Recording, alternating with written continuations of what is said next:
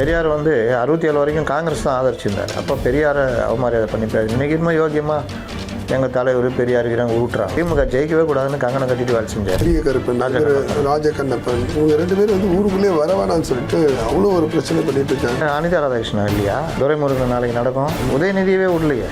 ஒவ்வொரு இடத்துலையும் திமுக காரங்களை மக்கள் ஓட ஓட விரட்டுவாங்க.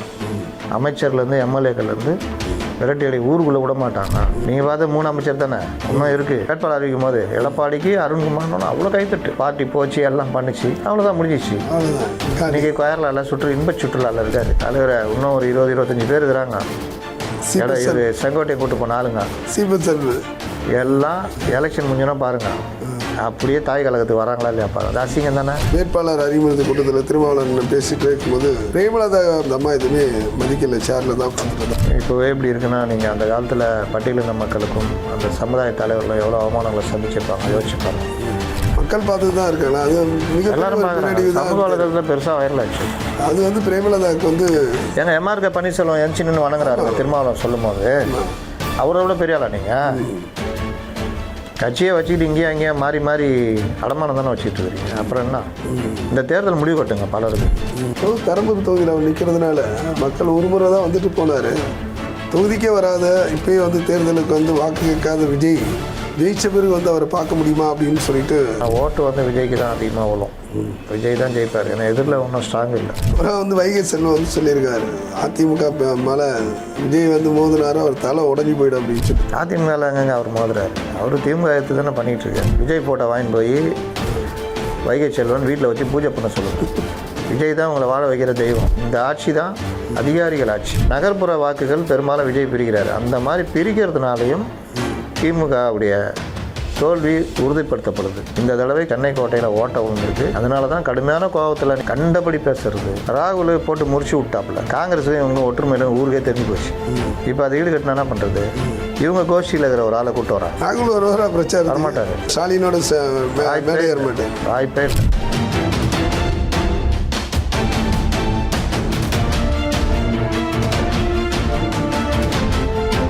நம் தமிழ் நேயர்களுக்கு வணக்கம். இன்றைக்கு அரங்கத்துக்கு வந்திருப்பவர் மூத்த பத்திரிகையாளர் முத்தலிப்பு வந்திருக்காரு. வணக்கம். வணக்கம். அதாவது வார்த்தை போர் வந்து நிறைய தேர்தல் நெருங்க வந்துட்டுருக்கு.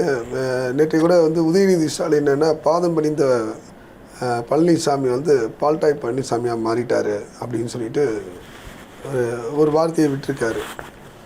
அதன் பிறகு வந்து இபிஎஸ் அவர்கள் என்ன சொல்லியிருக்காரு, நான் சொன்ன கருத்தை வந்து தவறாய் புரிந்து கொண்டு திமுகவினர் இது பண்ணுறாங்க, இதுக்கு மேலே பேசுனாங்க, நாங்கள் சும்மா இருக்க மாட்டோம்னு சொல்லிட்டு அவரும் சொல்லியிருக்காரு. இது நீங்கள் எப்படி பார்க்குறீங்க முத்தலிப்பு சார்? ஒருவரை வந்து அரசியல் ரீதியாக அவருடைய அரசியலை விமர்சனம் பண்ணி பேசுறதுன்றது வழக்கமாக எல்லாரும் பண்ணுறது. இதில் வந்து ஒரு புது மெத்தடை கண்டுபிடிச்சது திமுக தான். அதுக்கு முக்கிய காரணமாக இருந்தவர் திமுக தலைவர் கலைஞர். இன்றைக்கி இல்லை, காமராஜர் காலத்தில் காமராஜரை தனிநபர் வசைப்பாடினது, அண்டங்காக்கா அப்படி இப்படின்னா வசைப்பாடினது இவர்கள் தான். அதே மாதிரி மேடையில் ஒரு புது கலாச்சாரத்தை தலைமை கழக பேச்சாளர்கள் இவர்கள் மத்தியில் வந்துட்டு எனக்கு என்னென்னு பேசுதா, ரொம்ப ஆபாசமாக பேசுறது, இந்த மாதிரி ஒரு இதை கலாச்சாரத்தை உருவாக்குனது இவங்க. அது அப்புறம் அதிமுகவே பரவி போச்சு, பல கட்சிகளில் இது மாறி போச்சு. அப்போ இந்த மாதிரி காமராஜர் மட்டும் இல்லை, ராஜாஜியை குள்ளுகப்பட்டார்னு சொன்னது. பெரியார் வந்து 67 வரைக்கும் காங்கிரஸ் தான் ஆதரிச்சிருந்தார். அப்போ பெரியாரை அவமரியாதை பண்ணிப்பார். இன்றைக்குமா யோகியமாக எங்கள் தலைவர் பெரியார் இருக்கிறாங்க ஊட்டுறாங்க. 67 வரைக்கும் பெரியார் காங்கிரஸை தான் ஆதரிச்சிருந்தார். திமுக ஜெயிக்கவே கூடாதுன்னு கங்கணம் கட்டிட்டு வேலை செஞ்சார். அப்போ அவர் எம்ஜிஆர் கூட இருந்து முதலமைச்சராக்கி 71 பெருவெற்றி பெற வச்ச எம்ஜிஆரை வெளியில் போன அப்புறம் மலையாளி அப்படின்னு தான் சொல்லிட்டு பண்ணாங்க. அப்புறம் என்னென்னவோ பேசுனாங்க எம்ஜிஆர் பற்றி. அம்மையாரை கூட சொன்னாங்க. குழந்தை இல்லாததெல்லாம் கடுமையாக விமர்சனம் பண்ணி அம்மையாரையும் விமர்சனம் பண்ணாங்க. ஜெயலலிதாவை பெண் என்பதை வைத்து அவ்வளோ கடுமையாக பண்ணாங்க. அடுத்து விஜயகாந்தை, என்னமோ இவங்க எல்லாம் டீ டோட்டலர்கள், மது பக்கமே போவாதவர்கள் மாதிரி, அவர் மட்டும்தான் மொடா குடியர் மாதிரி அவரையும் விமர்சனம் பண்ணாங்க. இன்னொரு டீ டோட்டலர் வடிவேலை வச்சு பேசி அதை சுகம் கண்டாங்க. ஆனால் இவங்களுக்கு தான் பேக் ஃபேராக போச்சு. ஞாபகம் இருக்கா? 2011 தேர்தலில் படுதோல்வி சந்திச்சு, அவ்வளோ பேசி படுதோல்வி சந்திச்சு விஜயகாந்துக்கு தான் பெருமையாக சேர்ந்தது. அன்னைக்கு விஜயகாந்த் சும்மா அப்படி கூட இருக்கிற உதவியாளர் அவர் வழக்கமாக அவர் கோபம் இருக்கிறத குணம் இருக்குன்னுவாங்க. இப்போ அழகிரி விஜயகாந்த் ஆனால் ஒரே மாதிரியான இந்த மாதிரி டைப், அவங்களாம் ஒரு மாதிரி டைப்பு. கோபம் இருக்கும், குணம் இருக்கும், இந்த வஞ்சனம் இருக்காது மனசில். அந்த விஜயகாந்தை வந்து அவ்வளோ பேச்சு அடிச்சாரு துணைதானே. இது திருமாவளவன் அடித்தார, இதை எடப்பாடி பழனிசாமி பண்ணி தான் என்ன பண்ணியிருப்பாங்க, பெரிய வைரல் ஆக்கிப்பாங்க. அப்போ அந்த மாதிரி அன்றைக்கி விஜயகாந்த் பண்ணதை பெரிய வைரலாக்கி அவரை ஒரு மாதிரியான ஆளாக மாற்றினாங்க அன்றைக்கி. இன்றைக்கி எப்படி ஆயிடுச்சுன்னா, அதிலும் குறிப்பாக இந்த உதயநிதி ஸ்டாலின் துணை முதல்வர் அவர் வந்து வயதுக்கு ஒரு மரியாதை கொடுக்கணும். இன்னொன்று, ஒரு தடவை பேசலாம், 2 தடவை பேசலாம், 5 வருஷமும் இதையே பேசுவாங்களா யாராவது? நீங்கள் யாரை வேணால் போய் கேளுங்க. 5 வருஷமாக உதயநிதி பேசுனதில் டெம்ப்ளேட்டு மாதிரி இது இருக்கும். அதுலேயும் எடப்பாடி பழனிசாமி என்னமோ இவர்களெல்லாம் தேவாந்திர தேவர்கள் மாதிரியும், அவர்கள் ஒன்றுமே இல்லாமல் பிறந்தவர்கள் மாதிரியும், இவர்கள் வந்து அரசாலவே பிறந்த வம்சம் மாதிரியும், அவர்கள் வந்து ஒன்றுமே இல்லாத இது மாதிரியும், உனக்கெல்லாம் தகுதி இருக்குதா அப்படின்ற மாதிரி இதில் தான் அணுகுவாங்க. இந்த இவர் நம்ம ஆர்எஸ் பாரதி இன்றைக்கி பட்டியலினத்தை சேர்ந்தவங்கெல்லாம் நீதிபதி ஆகியிருக்காங்கன்னா திமுக போட்ட பிச்சை அப்படின்னு பேசுனது என்ன துணியோ அதே துணி தான் இவர் உதயநிதி வந்து இங்கே பேசுகிறது. என்ன உனக்கு தகுதி இருக்கா, நீலாம் ஒரு ஆளா, காலில் விழுந்து வந்தவன் தானே நீ, தேர்தல் நின்ன வந்த நீ, இப்படிப்பட்டவன் தானே அப்படிப்பட்டவன் தானே, இப்படி இந்த துணியெலாம் என்ன காரணம்னா இவர்களுடைய அந்த டிஎன்ஏல வந்தது, இந்த திமிரு. எனக்கு தான் எல்லாம் தெரியும், எங்களுக்கு தான் இதுன்னு, ஆனால் ஒன்றுமே உங்களுக்கு தெரியாது, அதுதான் மேட்ரு. இன்னொன்று, இவர்கள் எல்லாம் தெரிஞ்ச மாதிரி உருட்டுறாங்களே, அந்த உருட்டெல்லாம் ஜனங்களுக்கு தப்பாக கொண்டு போய் பதிய வைக்கிறது. இன்றைக்கி தான் நமக்கு தோணுது, இவர்கள் போய் இந்த உருட்டு விட்டுறேன்னா அந்த காலத்தில் என்ன உருட்டி நம்ம ஆட்கள் நம்ப வச்சுருப்பாங்க. இன்றைக்கி இவ்வளோ வசதிகள், ஒரு சட்டம் பற்றி அவ்வளோ பிரச்சனைகள் இருக்குது, இவ்வளோ இருந்தும் இவர்கள் பொய்யை திரும்ப திரும்ப சொல்கிறாங்கன்னா அப்போ அந்த காலத்தில் என்னென்ன சொல்லியிருப்பாங்க. எடப்பாடி பழனிசாமி என்ன சொல்கிறாரு, கொரோனா எங்கள் காலத்தில் அவ்வளோ கடுமையாக இருந்தது பண்ணது, இதே திமுக ஆட்சியில் வந்திருந்தா முதலமைச்சர் காணாமல் போயிருப்பான்றார். அதை எப்படி மாற்றினாங்க? நான் செத்து போகணுன்னு ஆசைப்பட்றாரு. அது முதலமைச்சர் சொல்லியிருக்காரு, அதாவது நான் இருந்தால் மண்ணில் புதைக்கப்படுவேன், ஆனால் என்னுடைய திட்டங்கள் வந்து அதுதான் புதைக்கப்படாது. அது சொன்னால் தானேங்க இதெல்லாம் சொல்லலாம், ஒன்றுமே சொல்ல அப்புறம் நீ ஏன் எடுத்துன்னு ஊட்டியிருந்தா? அப்போ நீங்கள் எல்லாருமே இவங்க எல்லாருமே இதுதான் போய் சேர்ந்திருப்பார். இல்லை அவர் காணாமல் போயிருப்பார் சொல்லியிருந்தா கூட அப்படி என்ன போய் சேர்ந்திருப்பார் அப்படின்னு தான் சொன்னாங்க. காணாமல் போயிருப்பார்ன்றது தான் ஒரு வார்த்தை யூஸ் பண்ணது, அதை மறுநாளும் சொல்கிறாரு. இவர் காணாமல் போவார்னு என்ன அர்த்தம், விட்டு ஓடி போயிட்டுருப்பீங்கன்ற மாதிரி அர்த்தத்தில் சொல்கிறாரு. போய் சேர்ந்துருப்பாருன்ற மாதிரி சொல்லி மாற்றி, இறந்து போயிருப்பாருன்ற மாதிரி மாற்றி, நான் வந்து இறக்கிறத நீங்கள் விரும்புகிறீங்களான்ற மாதிரி மாற்றி, என் உயிரை நான் பற்றி கவலைப்படல, நான் வந்து என் உயிரையே கொடுப்பேன்ற அளவுக்கு மாற்றி இதை பிரச்சாரமாக பண்ணுறாங்க. அதே மாதிரி உதயநிதி பேசுகிறதுல எல்லாத்துலேயுமே காலு கீழே போனார். ஒரு கட்டத்தில் உச்சகட்டமாக போய் சசிகலா காலு கீழே போனான்ற அளவுக்குலாம் பேசினார். கொஞ்சம் கூட அவங்க வந்து இவங்க அம்மாவுடைய வயசும் இவர் வந்து அவங்க அப்பாவுடைய வயசும் உள்ள மனிதர்கள் அப்படின்ற அரசியல் தலைவர்கள், 2 பேரும் மதிக்கப்படுகின்ற அரசியல் தலைவர்கள். பெண்கள் அரசியலுக்கு வர்றதே பெரிய விஷயம். அப்போ அந்த மாதிரி வரவங்களே இந்த மாதிரி கொச்சப்படுத்துறது எப்படி சரியாக இருக்கணும்னா அப்போ பிரச்சனை ஆச்சு, அப்படியே கடந்து போனாங்க. அவரும் அதை கடந்து போயிட்டே இருந்தார். டீசெண்டாக சொல்லி பார்த்தாரு, உங்கள் அப்பா வயசுப்பா எனக்குன்னாரு, என் அரசியல் அனுபவம் அதை விட உன் வயசு கம்மி பாடினார், எவ்வளோ டீசெண்டாக சொன்னார். இவர்களுக்கு அது வந்து எப்படி ஆயிடுச்சுன்னா, நம்ம பேசுறது இவர் பாதிக்குதா, இன்னும் நல்லா பேசுவோன்ட்டு இது கூட்டம் கூட வச்சுருக்க அந்த கூட்டம் பார்த்தீங்கன்னா எல்லாம் 25 வயசு 30 வயசு, ஐயோ திராவிடம், ஐயோ நான் தமிழன்ற மாதிரி. ஆனால் இழிவு பேச்சுகளை எழுதி கொடுக்குறது, அதை இவர் பேசிகிட்டு இருக்காரு. இது ஒரு கட்டத்துக்கு மேலே அவர் பொறுத்து பார்த்து பாலிட் ஆயில் குடித்ததெல்லாம் பஞ்சு வசனம் பேசுதுன்னு பேசிட்டார். மறுபடியும் தம்பி இந்த தடவை குடித்தா தாங்காது அப்படி இப்படின்னு. அதுக்கு கடுமையான கோபம். நாகரிகம் இருக்குதா, நாகரிகத்தை வந்து இவர்கள் பழனிசாமி வரலாற்றிலே கிடையாது. நீங்கள் இப்போ பேசுனது வினைக்கு தானே எதிர்வினை ஆகுது. அப்போ வினையை பற்றி யார் பேசுவா? அதனால் கடைசியில் அது என்ன ஆச்சு, அவர் அவ்வளோ தூரம் அவர் என்னத்துனா சொல்லிட்டாரு, ஏன்பா பாலிட் ஆயில் குடிச்சாலாம் பஞ்சு டைலாக் பேசுனா நான் சொன்னேன். அது தப்பாக சொல்லி உங்களை பாலிட் ஆயில் குடிச்சேன்னு சொன்னேன்னா வாண்டடாக அந்த வண்டியில் ஏறுறீங்க. அப்போ தெரிஞ்சு போச்சா இப்போ யாருன்ட்டு மறுபடியும் ஒரு அடி அடிச்சிட்டாரு. அப்புறம் இந்த கலைஞர் புதைக்கிறது இடம் கொடுத்த மேட்டர்லையும் கலைஞருக்கு எதிராக ஐயோ அவதூறு பண்ணிட்டாங்க கலைஞர் அப்படி இப்படின்னு என்னையா சொன்னேன் நான். நீங்கள் சொன்னீங்கல்ல முன்னாள் முதலமைச்சர் கிடையாதுன்னு, இதே கலைஞர் தானே சொன்னார். காமராஜர் கொண்டு போய் அங்கே போச்சாங்கல்ல, அதை தான் நான் சொன்னேன். இன்னொன்று நீதிமன்றத்தில் வழக்கு இருக்குது, நான் எதுவும் பண்ண முடியாதுன்னு சொன்னேன். இதில் என்ன தப்பு இருக்குது? இழிவுபடுத்துனேன், எங்கே இழிவுபடுத்துறேங்க? நேற்று கனிமொழிக்கு அவர் தமிழ்நாட்டிலே இருக்க தகுதி இல்லாதவர், தமிழ்நாட்டிலே அவர் இருக்கக்கூடாது அப்படின்னா நான் எங்கே இருக்கணும்னு கேட்டார். எங்கே இருக்கணும்? நான் இங்கே இத்தனை வருஷம் இருந்திருக்கேன், இவ்வளோ அரசியல் பண்ணியிருக்கேன். நீங்கள் யார்? பார்த்து ஜாக்கிரதையாக இருந்துக்குங்க. 2G வழக்கு இன்னும் உயிரோடு தான் இருக்குதுன்னாரு. உடனே இன்னைக்கு கனிமொழி அவமதி விட்டார் அப்படி இப்படின்னு மிரட்டல் அடிக்கிறார். இது வந்து இவர்களுடைய டிஎன்ஏலே ஊர்னது. ஒரு பிரச்சனையை இவர்களுடைய ஸ்ட்ராட்டஜி எப்படி இருக்கு பாருங்க. ஆமாம், அவங்க ஸ்டார் பேச்சாளர்னு சொல்லிட்டு அப்போல்லாம் பார்த்தீங்கன்னா வெற்றி கொண்டான், கோவை ராமநாதன், தீப்பொறி ஆறுமுகம் அப்படி பட்டியலாக இருப்பாங்க. திருமுனை கூட்டத்தெல்லாம் வந்து கொச்சையா பேசுவாங்க. ஆமாம், அவ்வளோ ஆபாசமான வார்த்தைகள். அப்போல்லாம் நம்மளுக்கு வந்து வாட்ஸ்அப்பில் ஜெயலலிதாவையும் சசிகலாவையும் அவங்க லெஸ்பியன் ஆமாம் ஓப்பனாக பேசுனாங்க. அந்த அளவுக்கு பேசுனாங்க. ஆமாம், அந்த அளவுக்கு வந்து வார்த்தைகள்லாம் வந்து அது வந்து திமுக தான் அதுக்கெல்லாம் முன்னோடி. நேருவும் பண்டார நாயகாவும் 2 மணி நேரம் தனி அறையில் சந்தித்து பேசினார்கள். அவரோ கணவன் மனைவி இழந்தவர், இவரோ கணவரை இழந்தவர்.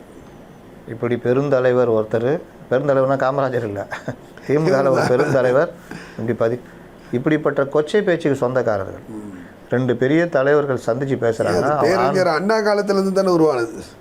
பேசுனது தான் சொல்கிறேன், அவர் தான் பேசுனது, வேற யாரும் சொல்கிறேன். அவர் சட்டமன்றத்தில் அவர் தான் ஆரம்பிச்சு, அவர் ஆரம்பிக்க திமுக. இப்போ இவர் ஆரம்பிச்சோன்னே இவர் அடிக்க ஆரம்பிச்சிட்டார் இறங்கி. பழைய கதைலாம் தெரியும்ல, அவங்க நைனா என்ன பேசினா, அவங்க தாத்தா என்ன பேசினாருன்னு. பாவாடை நாடாவை அவிழ்த்தால் பாவாடை நாடாவை அவிழ்த்து மேலாடையை விளக்கினால் திராவிடம் இருக்குன்னு அனந்த நாயகி காங்கிரஸ் எம்எல்ஏ ரொம்ப சீனியர் அவங்க கேட்டதுக்கு இவர் பதில் சொன்னார் சட்டசபையில். அதை வந்து பெரிய சர்ச்சையாச்சு. அப்போ அதை நேற்று எடுத்து பேசிட்டார் முந்தா நாள் என்னமோ. அதுக்கப்புறம் நெடுமாறம் மண்டை உடஞ்சி கல்வீச்சு 79 சென்னை இது மதுரைக்கு இந்திரா காந்தி வந்தப்போ கருப்பு கொடி போராட்டம் நடத்தி கல்லடியில் சம்பவத்தில் ஓப்பன் கார் அது இது இந்திரா காந்தியை காப்பாற்றணும்னு நெடுமாறன் தலகாணி போட்டு அமைக்க மேலே கவர்ந்து அவர் மண்டை உடஞ்சி கல்லடிப்பட்டு அவர் சட்டெல்லாம் ரத்தம், அப்படியே இது இந்திரா காந்தி சேலெல்லாம் ரத்தம். அதுக்கு ஒரு விளக்கம் கொடுத்தாருன்னா அதையும் பேசிட்டார். இதெல்லாம் வரலாற்றில் இருக்குது. அதனால தான் பார்த்து பேசுங்க, இடம்பொருள் எவ்வளோன்றது. இவர்கள் அதை பற்றி கவலைப்படுறாங்க. எங்களுக்கு அது பேச தெரியும் இல்லை, பெண்களை இழிவாக பேசுறதுல உங்களுடைய பார்வை என்ன?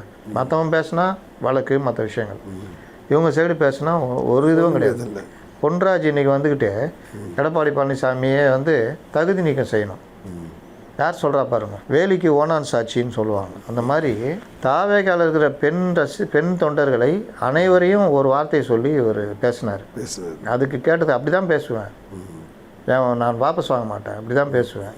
இன்னொன்று, நல்ல குடும்பத்தில் பிறந்திருந்தா இப்படின்னு. நல்ல குடும்பம்னுக்கு என்ன டெஃபினேஷன் இவர் சொல்லுவார். இவர் இப்படி பேச்சுக்கு சொந்தக்காரு கலாமையை சேர்த்து அவமானப்படுத்திக்கிட்டு, நீ சொம்படிச்சிங்க, நீங்கள் கொத்தடிமையாக இருங்க, எதுக்கு கலாம் பேரெல்லாம் யூஸ் பண்ணுறீங்க? இவர் வந்து நீ கருத்து சொல்லியிருக்காரு. எப்படி இருக்குது பார்த்தீங்களா? டெஃபர்மேட்டிவ் கண்டென்ட்டை பொது வழியில் பேசி வழக்கு இருக்குது. அவருக்கு அது சம்மந்தமாக பேசக்கூடாது, அதை வச்சு பொது கருத்தில் பேச. இன்னைக்கு வந்து இவருக்கு பாடம் எடுக்கிறார். இதான் இன்னைக்கு நிலமை. ஸோ அதே போல் நீங்கள் இந்த சிவகங்கை மாவட்டத்தில் பார்த்தீங்கன்னு வச்சுக்கலாம், பெரிய கருப்பன் ராஜகண்ணப்பன் இவங்க 2 பேரும் வந்து ஊருக்குள்ளேயே வரவேணான்னு சொல்லிட்டு அவ்வளோ ஒரு பிரச்சனை பண்ணிகிட்டு இருக்காங்க. அது இல்லாமல் அது எம்ஆர்கே பன்னீர்செல்வம் அந்த தொகுதியிலையும் சரி போகிற இடத்தெல்லாம் வந்து நம்ம சினிமாவில் தான் பார்த்துருக்கோம். நேரடி காட்சிகளில் வந்து நம்ம பார்க்கும்போது அப்போ திமுக எவ்வளோ பலவீனமாக இருக்குன்னு சொல்லிட்டு மக்களுக்கு தோணுதில்லை. அது நான் ஏற்கனவே சொன்னேன், 10 தோழி பழனிசாமின்றிய ஒவ்வொரு இதுவும் உங்களுக்கு சாதகமாக அமைஞ்சிட்டு வச்சுட்டு வந்தீங்க. இந்த தடவை பரீட்சை எழுத போகிறீங்க, முள் பாதை. ஒவ்வொரு இடத்துலையும் திமுககாரங்களை மக்கள் ஓட விரட்டுவாங்க. அமைச்சர்லேருந்து எம்எல்ஏக்கள்லேருந்து விரட்டி அடி ஊருக்குள்ளே விட மாட்டாங்க. இது இந்த தேர்தலில் நடக்கும்னு நான் ஒரு 2 மாதம் முன்னாடி பேசினேன். இப்போ நடக்குது. நீங்கள் பார்த்த 3 அமைச்சர் தானே, இன்னும் இருக்குது. பலரையும் அந்த அனிதா ராதாகிருஷ்ணன் இல்லையா, நடக்கலையா? துரைமுருகன் நாளைக்கு நடக்கும். பலருக்கும் இவரை விடலையே, உதயநிதியவே விடலையே. ஒரு ஊருக்குள்ளே பிரச்சனை ஆச்சு. என்னென்னா கட்சிக்காரன் போய் கெஞ்சுவான், என் பேர் கெட்டு போயிடும் அப்படி இப்படின்னுவான். நம்ம பார்க்குறோம் ஒரு இடத்துல அந்த கொடியை நாட்டக்கூடாதுன்னு சொல்லிட்டு அந்த ஊர் மக்கள் உள்ளுக்குள்ளேயே வரக்கூடாது அப்படின்னு சொல்லிட்டு நிறைய விழிப்புணர்வு ஏற்பட்டது. ஆமாம், விழிப்புணர்வுன்றதோட கோவங்கள் அதிகம், அந்த கோவத்தை தான் காட்டுறாங்க. சரி, அதோட இது எடப்பாடி தொகுதியில் வந்து திடீர்னு தாவேக்காவுடைய வேட்பாளர் மாயமானது காரணம் என்ன? ஏங்க 234 தொகுதிக்கும் ஒரு வேட்பாளர் நிறுத்துறாரு. இவர் வந்து செங்கோட்டையன் வந்து கட்சியில் சேர்ந்தார். அதுக்கு பிறகு இவங்க பண்ண வேலைலாம் ஆள் பிடிக்கிற வேலை. செங்கோட்டையன் மூலிமா நீ வரியான்னு அந்த மாதிரி வந்த ஆள் தான் அந்த அருண்குமார். அவர் வந்து இளம்பெண்கள் பாசறையில் இருந்தவர். அப்புறம் திமுக போனார், மறுபடியும் அதிமுக வந்தார். இப்படி தான் நிலை இல்லாத மனதுக்கு சொந்தக்காரர். அவரை கூப்பிட்டு இவர் சேர்த்துட்டு பெரிய சீன்லாம் போட்டார் செங்கோட்டையன். இவர் எடப்பாடின்னு அறிவிக்கும் போது என்ன கைத்தட்டு தெரியுமா? வேட்பாளர் அறிவிக்கும் போது எடப்பாடிக்கு அருண்குமார்னு அவ்வளோ கைத்தட்டு. பார்ட்டி போச்சு, எல்லாம் பண்ணிச்சு, அவ்வளோதான், முடிஞ்சிச்சு. இன்றைக்கி கேரளாவில் இன்ப சுற்றுலாவில் இருக்கார். தேவையா இது? போச்சா? இதில் இன்னொன்று என்னென்னா, இது மாதிரி அவங்க சொல்கிறாங்க கேட்டால், தலைவரை இன்னும் ஒரு 20-25 பேர் இருக்கிறாங்க. இது செங்கோட்டையை கூட்டு போன ஆளுங்க எல்லாம் எலெக்ஷன் முடிஞ்சோன்னா பாருங்கள், அப்படியே தாய் கழகத்துக்கு வராங்களா இல்லையா பாருங்கள். அசிங்கம் தானே இதுதான் நீ நடக்குது. தாவைக்கால இருக்க அத்தனை பேர் இது தாய் கழகத்துக்கு வந்துடுவாங்க. ஆமாங்க, அது உங்களுக்கு ஜெயிச்சு ஏதாவது நடக்கும், எம்எல்ஏ ஆகும்னு போகிறாங்க. அங்கே போனால் அதுக்கான ஏற்பாடு எதுவுமே இல்லை.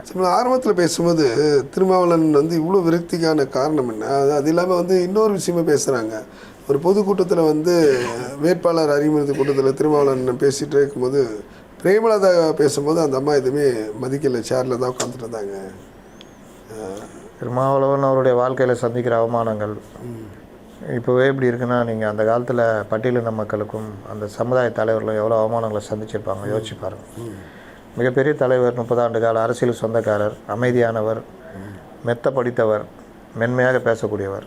அப்படிப்பட்ட திருமாவளவனுக்கே இந்த ஆதிக்க புத்தி இருக்குல்ல, அவர் அவ்வளோ புகழ்ந்து பேசுகிறாருங்க. பெண் தலைவி அறிவிச்சிருக்காங்க அப்படின்னு சொல்கிறாரு. நம்ம ஜெயலலிதா அம்மா கூட அது போல் இருந்தது இல்லை. சேச்சே, சிரிப்பாங்க, ரசிப்பாங்க, அவ்வளோதான். நிறைய கூடங்க அவங்க மரியாதை கொடுப்பாங்க, மரியாதை தருவாங்க. திருமாவளவன்லாம் அவ்வளோ மரியாதை தம்பின்னு சொல்லிட்டு அந்த மாதிரி இதே இதில் வந்து நம்ம சென்னையில் நடந்த ஜெயலலிதா மதிச்சா அப்படி மதிப்பாங்க. நீங்கள் அவ்வளோ பிரச்சனை பண்ணி முருகின்னு போனார் இவர் வைகோ. நடைபயணம் போகும்போது இவங்க காரில் போகிறாங்க. சிஎம் வண்டியை விட்டு இறங்கி நின்று அவர்கிட்ட பேசிட்டு உடம்பை பார்த்து போங்க அப்படின்னு சொல்லிட்டு காரில் ஏறி போனாங்க. அந்த மாதிரி மரியாதை கொடுப்பாங்க. இவர் ஒரு தடவை பேசிட்டார்ல, பார்ப்பன தலைவியை கொண்டு வந்தாங்க. ஆமாம், உடனே கண்டனம் வந்து பக்கத்தில் 2 பேரும் அப்படி உட்காந்து பேசிகிட்டு இருப்பாங்க. அதை இவர் சிலாகிச்சு பேசினதெல்லாம் தூக்கி போட்டோன்னா அப்புறமா பல்ட்டி அடித்தார். இல்லை அவங்க அதை என்ன மதித்தாங்க, நான் அந்த அர்த்தத்தில் சொல்ல அப்படி இப்படின்னு மாற்றிட்டார். அந்த இதில் பிரேமலதா உட்காந்துட்டு நம்பிட்டு சிரிச்சிருந்தாங்கல்ல, ஸ்டாலின் அறிமுகப்படுத்தும் போது எந்திரிச்சு வணங்குறாங்க. அதெல்லாம் நோட்டட். என்ன பண்ணுறது, மக்கள் பார்த்து தான் இருக்காங்க. அது எல்லாரும் சமூக வலைதளத்தில் பெருசாக வைரல் ஆச்சு. அது வந்து பிரேமலதாவுக்கு வந்து எங்கள் எம்ஆர்கே பன்னீர்செல்வம் எந்திச்சு நின்று வணங்குறாருங்க திருமாவளவன் சொல்லும் போது. அவரை விட பெரிய ஆளா நீங்கள்? கட்சியை வச்சுக்கிட்டு இங்கேயும் அங்கேயும் மாறி அடமானம் தானே வச்சுக்கிட்டு இருக்கிறீங்க. அப்புறம் என்ன, இந்த தேர்தல் முடிவு கட்டுங்க. பலருக்கு, பலருடைய ஆணவத்துக்கு, பலருடைய வியாபாரத்துக்கு, பலருடைய விஷயங்களுக்கு இந்த தேர்தல் முடிவு கட்டும். ஆணவ பேச்சுகளுக்கு, இழிவு பேச்சுகளுக்கு அந்த தேர்தல் முடிவு கட்டும். பொதுவாக வந்து என்னன்னா தேர்தல் களம் மாறுமோ அப்படின்னு ஒரு இது இருக்குது. ஏன்னா தென் மாவட்டத்துக்கு வந்து விஜயனுடைய அந்த பயணம், தூத்துக்குடி, திருநெல்வேலி, இன்றைக்கு வந்து இந்த சிவகங்கை மாவட்டத்துக்கு காரைக்குடிக்கெல்லாம் போயிருக்காரு. கட்டுக்கடங்காத கூட்டங்கள் வந்து எதிர்பார்க்காத அளவு அவரே ஒரு கட்டத்தில் என்ன பண்ணுறாருன்னா இறங்கி சைக்கிளில் வர ஒரு சூழ்நிலையிலே ஆபத்து உணராமல் வந்து அவ்வளோ உற்சாகத்தோடு வராரு. போகிற இடம்லாம் மக்கள் வெள்ளம். இது எந்த வகையில் இறங்கி வரலன்றீங்க, இறங்கி சைக்கிள் ஓட்டினா ஆபத்துன்றீங்க. இல்லை, அவர் பின்னாடி வரக்கூடிய கூட்டங்கள் ஒரு கட்டத்தில் அவர் வந்து கீழே உள்ள ஒரு ஸ்டேஜுக்கே வந்துட்டார். அவர் என்ன பண்ண முடியாது. அது அந்த இடத்துல அதான் இந்த ரசிகர்கள் கூட்டம் அந்த லட்சத்தில் இருக்குது. அவங்களுடைய ஆர்வம் இவரும் அப்படி வளர்த்து வச்சுட்டாரு. ஒன்றும் பண்ண முடியாது. அவர் அடிக்கடி வந்துக்கிட்டு போய்கிட்டு இருந்தாருன்னா கொஞ்சம் கூட்டம் குறையும், கொஞ்சம் ஆர்வம் குறையும். இவர் தன்னை ஒரு அந்த இமேஜை மெயின்டைன் பண்ணிக்கணும்னு வெளியே வராமையாக பண்ணிக்கிட்டே இருந்தாருன்னா இப்படி தான் வருவாங்க. பெரம்பூர் தொகுதியில் அவர் நிற்கிறதுனால மக்கள் ஒரு முறை தான் வந்துட்டு போனார். தொகுதிக்கே வராத இப்போயே வந்து தேர்தலுக்கு வந்து வாக்கு கேட்காத விஜய் ஜெயிச்ச பிறகு வந்து அவரை பார்க்க முடியுமா அப்படின்னு சொல்லிட்டு இப்போ அப்படியே மாற்றி பேச அளவுக்கு வந்து அதெல்லாம் பேசுவாங்க, கட்சிக்காரங்க பேசுவாங்க. ஆனால் ஓட்டு வந்து விஜய்க்கு தான் அதிகமாக விழும். விஜய் தான் ஜெயிப்பார். ஏன்னா எதிரில் ஒன்றும் ஸ்ட்ராங் இல்லை. அது இன்னொரு ஒரு குற்றச்சாட்டு இருக்குது. ஏன்னா பாமகவில் இருக்கக்கூடிய அந்த அம்மா வந்திருக்காங்களே பெரம்பூர் தொகுதியில், அங்கே இருக்கக்கூடிய ஒரு 4 பகுதி செயலாளர்கள் வந்து ரொம்ப டார்ச்சர் பண்ணி அந்த அம்மா இது பண்ணிட்டாங்க. அவர் மேலிடத்தில் இருக்க கம்ப்ளைண்ட் போயிட்டாங்க. இது வந்து இப்போ என்னால் விட்டால் போதும்னு சொல்லிட்டு அந்த நிலைமைக்கு அந்த அம்மா இருக்குதா? கழக பாமாவா, அதிமுகவா, பாமகவா? அதிமுக. இவங்க அப்போ போட்டு டார்ச்சர் பண்ணிட்டாங்களா? பின்ன வேலை செய்ய சொல்லி கேட்டிருப்பாங்க. இவங்க விட்டமின் சி கேட்டிருப்பாங்க. ஆமாம், நம்ம வந்து எனக்கு மேலிடத்தில் எதுவும் பண்ணலை. அதை சொல்லுங்கள். அதெல்லாம் ஜெயலலிதா இருந்தால் என்ன பண்ணுவாங்க? அது மாவட்ட செயலாளருக்கே தெரியாதா? இங்கே வான்னு கூப்பிட்டு மாவட்ட செயலாளர் மூலியமாக இதெல்லாம் பண்ணு, வேலை செய்ய, அவங்க ஜெயிக்கணுன்றாங்க. இங்கேயும் கிடைக்காது, அங்கேயும் கிடைக்காதுன்னா அப்புறம் தான் அவர் வந்து அவருடைய தொகுதியை தான் பார்க்குறாரு. ஆர்கே நகர் தான் கான்சன்ட்ரேட் பண்ணிட்டு இருக்காரு. ராஜேஷ் அதான் அவங்க தான் மாவட்ட செயலாளர் தான் இதெல்லாம் பார்த்துக்கணும். ஆமாம், 2 தொகுதி ஒரு மாவட்ட செயலாளர். விஜயை வந்து விஜய் ஜெயிக்கிறாரோ இல்லையோ, விஜயை கதற விடணும், தொகுதியை விட்டு நகர விடாத அளவுக்கு பண்ணணும். அதுக்கு அந்த அம்மாக்கெல்லாம் அந்த அளவுக்குலாம் கிடையாது. பாமக திலக பாமாலாம் அந்த அளவுக்கு. சரி, இப்போ இந்த கருத்து கணிப்பு வந்து கருத்து திணிப்பாக இருக்கா என்னன்னு கூட இருக்கு. நேற்றுலாம் பார்த்தீங்கன்னா 172 சீட்டு திமுக, 50 சீட்டு அதிமுக. இந்த திணிப்புலாம் 2016 நாங்கள் பார்த்தோம். சந்தோஷப்பட்டுக்கிறது போட்டு. அப்படி இருந்தால் ஏன் பெரிய கருப்பனை கேரோ பண்ணுறாங்க, ராஜ கண்ணப்பனை கேரோ பண்ணுறாங்க? அப்புறம் வந்து வைகை செல்வம் வந்து சொல்லியிருக்காரு, அதிமுக மேலே விஜய் வந்து மோதினாரு அவர் தலை உடஞ்சி போயிடும் அப்படின்னு சொல்லியிருக்காரு. அதிமுகவில் எங்கெங்க அவர் மோதுறாரு? அவர் திமுக எடுத்து தானே பண்ணிகிட்ருக்காரு. தேவையில்லாமல் விஜயை போட்டு தொட்டுக்கிட்டு தானே அவங்க. நான் என்ன சொல்கிறேன், விஜய் ஃபோட்டோ வாங்கிட்டு போய் வைகை செல்வன் வீட்டில் வச்சு பூஜை பண்ண சொல்லுங்கள். விஜய் தான் உங்களை வாழ வைக்கிற தெய்வம். அவரை திட்டிகிட்டு இருக்காதீங்க. அவர் பிரிக்கிற ஓட்டு தான் உங்களுக்கு சாதகமாக வரப்போகுது. ஆமாம், அதிகாரிகள் மாற்றம் வேணும் அப்படின்னு சொல்லிட்டு இந்த மாற்றங்கள் வந்து இன்னும் வேணுமா இல்லை இது போதுமா அப்படின்னு நீங்கள் நினைக்கிறீங்களா? என்ன போதும் வேணும்னு நீங்கள் எங்கே மாற்றிருக்காங்க? ஏன்னா 2வது அவங்க தலைமைச் செயலரை மாற்றிருக்காங்க. இல்லை, தலைமைச் செயலாளர், போலீஸ் அதிகாரிலாம் எல்லாமே வந்து எல்லா போலீஸ் அதிகாரிங்க RSS பின்னணி, பாஜகவுடைய ஆட்கள் அப்படின்னு சொல்லிட்டு எதிர்கட்சிகள். திமுக பின்னணி ஆட்கள் மட்டும் இருக்கலாமா? திமுக மாவட்ட செயலாளர் மாதிரி செயல்பட்டவங்களாம் என்ன பண்ணுறது? உங்களுக்கு ஒரு நியாயம், அவங்களுக்கு ஒரு நியாயமா? நீங்கள் அதிகாரி அப்படி பிரிச்சேன்னா அவங்களும் அப்படி தான் பிரிப்பாங்க. RS பின்னணி இருந்தால் எந்த பின்னணியும் தானே. நீங்கள் ஏன் அப்போ நேரு மேலே புகார் கொடுக்குறாங்க, அந்த புகாரை டிஜிபி வச்சுட்டு ஊற போடுறாரு. கேள்வி கேட்ட பிறகு நான் அனுப்பிச்சிட்டேன்றாரு பொறுப்பு டிஜிபி. லஞ்ச ஒழிப்புத்துறை வச்சு ஊற போடுது. இன்னை வரைக்கும் எஃப்ஐஆர் போட சொல்லி நீதிமன்றமே சொல்லி பண்ணல. அவங்க வேலையை நேர்மையாக பார்த்தாங்களா? நடுவிப்பு நிலையாக இருந்தாங்களா? இல்லை. அப்போ யார் சார்பாக இருந்தாங்க? இந்த மாதிரி ஒரு கதையாக நடக்குது. 100 கதை. இந்த ஆட்சி தான் அதிகாரிகள் ஆட்சி. அதிகாரிகள் உட்காந்துக்கிட்டு ஸ்டாலினை முன்னிலைப்படுத்திட்டு ஆட்சி நடத்தினாங்க.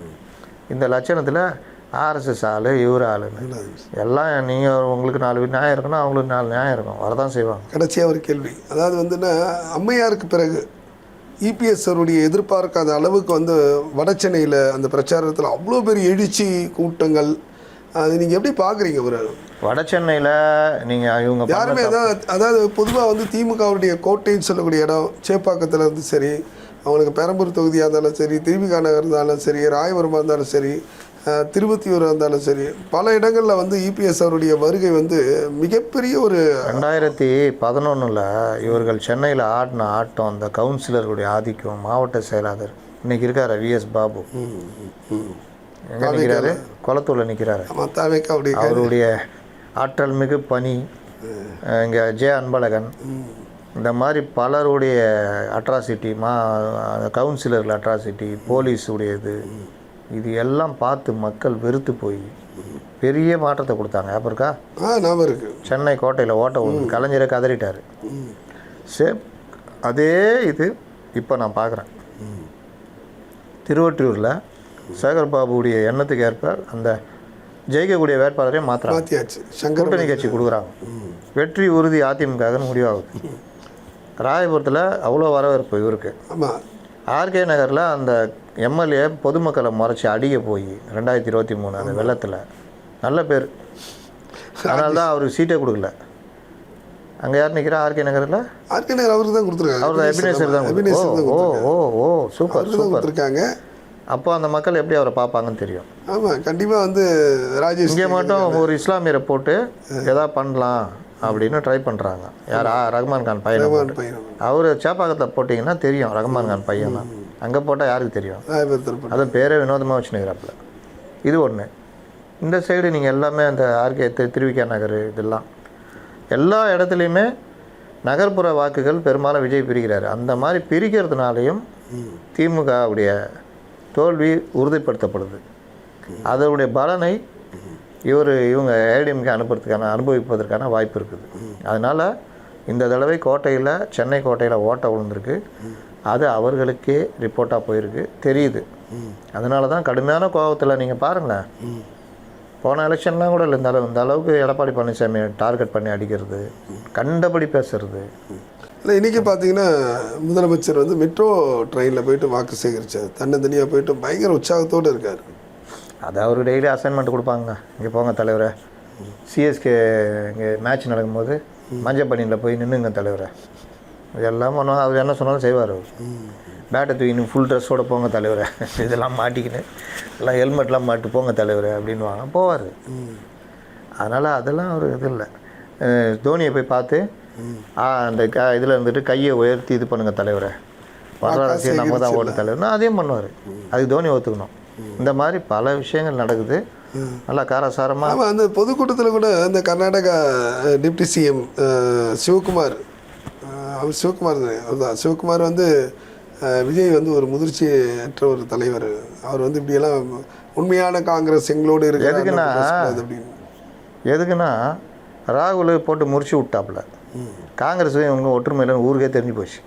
இப்போ அதை ஈடுகட்டினா என்ன பண்ணுறது? இவங்க கோஷ்டியில் இருக்கிற ஒரு ஆளை கூப்பிட்டு வராங்க. கர்நாடகாவிலேருந்து கார்கே கோஷ்டிலேருந்து ஒரு ஆளை கூப்பிட்டு வந்து இல்லை எல்லாரும் ஒற்றுமையாக இருக்கும். அது ராகுலை கூப்பிட்டு வந்து சொல்லுங்கள். ராகுல் வருவாரா? பிரச்சாரம் வரமாட்டார். வந்தாலும் காங்கிரஸ் மேடையில் பண்ணிட்டு போவாருங்க.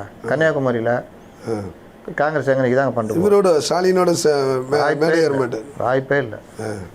அப்படி இருந்தாலும் முழுக்கி இருந்தால் நிற்பாங்க. பிரியங்கா மட்டும் வருவாங்கன்னு நினைக்கிறேன். இவரு எங்கெங்க போனாங்க இதிலெல்லாம் பாருங்கள்.